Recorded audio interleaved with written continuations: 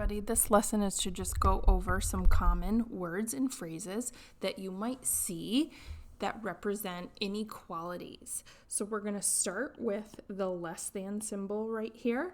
So you might see in a word problem, less than, fewer than,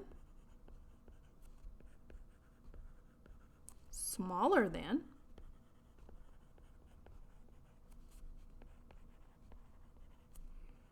or below. These are just some common ones when we're talking about graphing. When we're talking about graphing, for example, x is less than 10, you're going to draw the number line. You're going to put 10 in the middle, a few numbers on either side. It's going to be an open circle, and you're going to shade to the less than side. This can also be 10 is greater than x. So both of these will be represented this way. The next symbol is the less than or equal to. So of course we can see it represented in a word problem as less than or equal to. It could be no more than. It could be at most,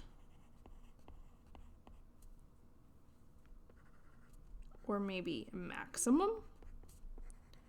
Again, these are just a few examples that this might be. So if we have x is less than or equal to 10, we would draw our number line with 10 in the middle, add a couple numbers to both sides, and in this case it would be a closed circle shading on the less than sign.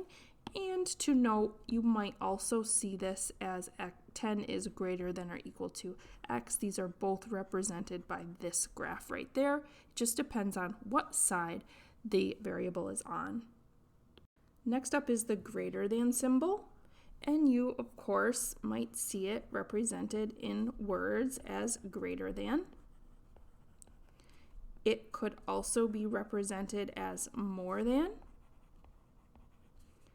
exceeds, is above,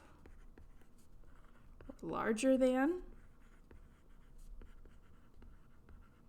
When it's represented as a graph, x is greater than 10. Again, we would put 10 in the middle, a few numbers on either side. This is going to be an open circle because it's not going to equal to 10. We're going to shade on the greater than side of this number line. And just to note, this could also be represented as 10 is less than 10.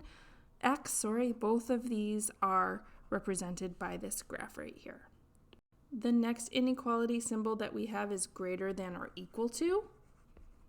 Greater than or equal to. Could also be represented as no less than. At least is a very popular one. Not smaller than. These are some of the common ones that you will see. And when we graph it, x is greater than or equal to 10. We're going to draw a number line. You're going to put 10 in the middle and a few numbers on either side.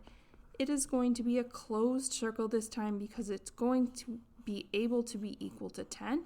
You're going to shade on the greater than side. And again, this is also the same thing as 10 is less than or equal to x. Both of these are represented by this graph right here.